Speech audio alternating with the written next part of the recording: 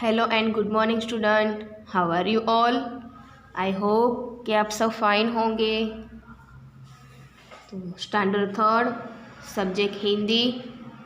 Welcome to GEMS international school student.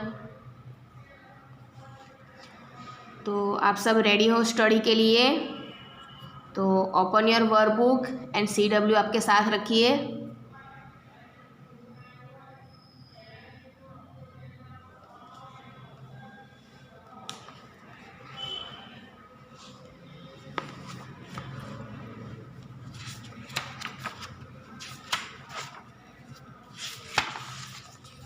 Next video में मेरे student हमने चैप्टर 16 देखा था कि चित्रों द्वारा सीखना, जिसमें हमने फल, फूल और फ्रूट्स के, फ्लावर के नेम सब हमने हिंदी और इंग्लिश में लिखे।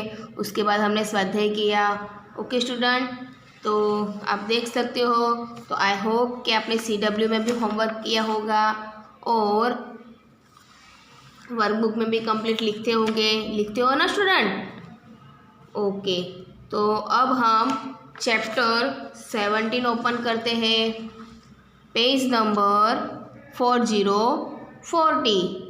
ओके, तो स्टार्ट करते हैं हम चैप्टर 17। आप देख सकते हो वीडियो में कि चैप्टर 70 का नाम क्या है? निवास। निवास मतलब कि जहाँ हम रहते हैं वहाँ हमें निवास कहते हैं। क्या कहते हैं? निवास मतलब कि होम्स, हमारे जो घर होते हैं ना। चैप्टर 17 निवास मतलब कि होम्स। ओके, निवास मतलब क्या होता है कि जहाँ हम रहते हैं उसको हम निवास कहते हैं हिंदी में, और हम हमारे घर, ओके, हम जहाँ रहते हैं वहाँ के घर मतलब कि होम्स। ओके, तो हम स्टार्ट करते हैं स्टूडेंट कि ये क्या है? घर है। तो हम सामने वाली लाइन पढ़ते हैं कि भाई मनुष्य घर में रहता है। हम मनुष्य कहाँ पे रहता है? हम लोग इंसान कहाँ पे रहते हैं? घर में रहते हैं। कहाँ रहते हैं? हमें रहने के लिए क्या चाहिए? घर चाहिए। ओके, तो मनुष्य कहाँ पे रहता है? घर में रहता है। फिर ये है जंगल। तो हाथी जंगल में रहता है। हाथी को हम घर में रख सकते हैं? नहीं, वो रह भी नहीं सकता है। ठीक है, तो उसको रहने के लिए जंगल चाहिए। तो हाथी जंगल में रहता है। हाथी कहाँ रहता है स्टूडेंट? जंगल में। Very good. फिर आगे पढ़ते हैं। मगर पानी में तथा जमीन पर रहता है। अब पानी तथा जमीन पर कैसे? तो वो पानी में भी जा सकता है और वो पानी के किनारे, तालाब हो या नदी हो, कुछ भी हो, उसके किनारे पर वो रहता, जमीन पर भी रह सकता है। तो मगर पानी तथा जमीन पर रहता है। मगर कहाँ रहता है? पानी तथा जमीन पर रहता है। अब क्वेश्चन ऐसा पूछा जाए कि भाई पानी में तथा जमीन पर कौन रहता है? तो क्या आएगा? मगर। क्या आएगा स्टूडेंट? मगर।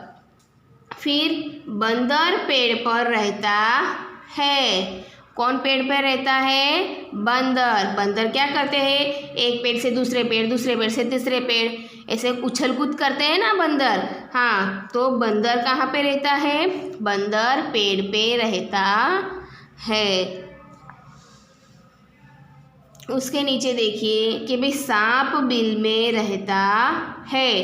कौन बिल में रहता है? बिल। ओके, तो सांप बिल में रहता है। फिर उसके नीचे देखिए कि कबूतर दरबे में रहता है। कौन दरबे में रहता है? कबूतर। कबूतर जैसे कि दरबे, देखो यहाँ पे वो घर का ऊपर ही होता है, छोटी छोटी जगह होती है, उसको वहाँ पे घोंसला बना देता है, तो उसको क्या कहते हैं? दरबे। तो कबूतर दरबे में रहता है। खाली जगह दरबे में रहता है। तो कौन दरबे में रहता है? कबूतर। अगर ऐसा पूछा जाए कि भाई कबूतर कहाँ रहता है, तो क्या लिखोगे स्टूडेंट? दरबे में। ओके, फिर पक्षी घोंसले में रहता है। पक्षी कहाँ रहता है? घोंसला बनाता है और घोंसले में रहता है। पक्षी कहाँ रहता है? घोंसले में रहता है। फिर तोता पिंजड़े में रहता है। अब तोता को हम कहाँ रखते हैं? पिंजड़े में, है ना, पिंजरे में रखते हैं ना। घर पे हम पालतू पालते हैं तो उसको हम पिंजड़े में रखते हैं। तो तोता पिंजड़े में रहता है। तो आई होप कि समझ में आया होगा स्टूडेंट। आपको घर पे रीडिंग करना है और मैं आई होप कि आपको सबको रीडिंग करना आता होगा। ओके स्टूडेंट, अगर नहीं आता है तो घर पे रीडिंग करें, प्रैक्टिस करें और रीडिंग करना सीखिए। अब आगे हम सामने वाले पेज पर, पेज नंबर 41 पर हम स्वाध्याय करते हैं स्टूडेंट। तो स्वाध्याय देख सकते हो आप कि चित्रों को देखकर वाक्य पूर्ण करो। See the picture and complete the sentence. तो यहाँ पे हमें खाली जगह भरनी है और पूरा सेंटेंस कंप्लीट करना है। कि आप सामने वाले चैप्टर में देख सकते हो, सामने वाले पेज में देख सकते हो कि हमें देखकर चैप्टर फिलअप्स कंप्लीट करनी है। ओके, तो हम देखे बिना लिखेंगे स्टूडेंट। ओके, तो चित्र दिया गया है, आपको खुद से आंसर लिखना है कि भाई खाली जगह दरबे में रहता है। तो दरबे में कौन रहता है? तो लिखो स्टूडेंट, कौन रहता है दरबे में? कबूतर। कौन रहता है? कबूतर। अब खाली जगह जंगल में रहता है। तो जंगल में कौन रहता है? हाथी। कौन रहता है? हाथी। फिर खाली जगह पानी में रहता है। तो पानी में कौन रहता है? मगर। खाली जगह पिंजड़े में रहता है। तो पिंजड़े में कौन रहता है? तोता। ओके, तो एक बार हम फिर से रीड करते हैं कि खाली जगह दरबे में रहता है। तो दरबे में कौन रहता है? कबूतर दरबे में रहता है। ये हमारा सेंटेंस कंप्लीट हुआ। हाथी जंगल में रहता है, मगर पानी में रहता है, तोता पिंजड़े में रहता है। फिर उसके बाद ये क्या है? सांप। तो खाली जगह बिल में रहता है। तो बिल में कौन रहता है? आप बताओ तो। सांप। कौन रहता है? सांप। फिर उसके बाद खाली जगह घोंसले में रहती है। भाई अब सोचो घोंसले में कौन रहती है? तो घोंसले में ये क्या है? चिड़िया। क्या है? चिड़िया लिख सकते हो, गोरैया लिख सकते हो। ठीक है, इसे हम चिड़िया भी कह सकते हैं और गोरैया भी कहते हैं। तो हिंदी में हम लिखेंगे गोरैया। ओके, तो गोरैया घोंसले में रहती है। क्या लिखोगे? गौरैया घोंसले में रहती है। फिर उसके बाद खाली जगह घर में रहता है। तो ये कौन है? तो मनुष्य है। कौन है? मनुष्य। हम इसको पहचानते तो नहीं है ना। हाँ, तो हम क्या लिखेंगे? मनुष्य। तो यहाँ पे हम लिखेंगे कि मनुष्य घर में रहता है। फिर उसके बाद लास्ट स्टूडेंट पेड़ पर रहता है। तो पेड़ पर कौन रहता है? तो आप चित्र में देख सकते हो। तो पेड़ पर कौन रहता है? बंदर। कौन रहता है? बंदर। तो बंदर पेड़ पर रहता है। तो यहाँ पे स्टूडेंट हमारा स्वाध्याय कंप्लीट होता है। ओके, तो